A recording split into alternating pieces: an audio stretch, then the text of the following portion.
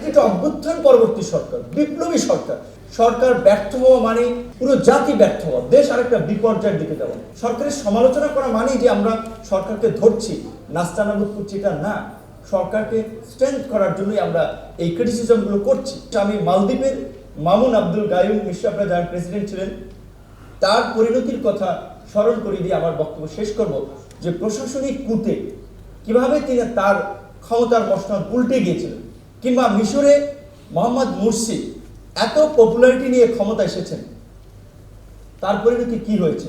সুতরাং এই সরকারকে বলবো, সব কিছু আসলে সাদা চোখে দেখলেও সব কিছুকে সহজভাবে নেওয়ার অবকাশ নাই।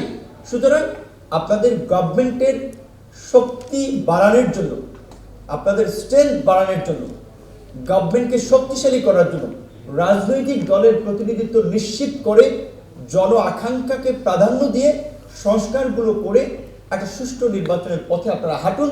তার জন্য সেনাপ্রধান বলেছেন 18 মাস, রাজনৈতিক দলগুলো বলছে কেউ 6 মাস, 1 বছর।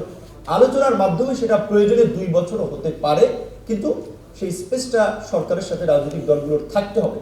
কিন্তু সরকারে যদি রাজনৈতিক দলের প্রতিনিধি না থাকে তাহলে সেটা হবে না। আর এইটা কিন্তু অন্যান্য সময়ের মতো একটা caretaker government, normal caretaker government না। এটা একটা অভ্যুত্থান পরবর্তী সরকার, বিপ্লবী সরকার।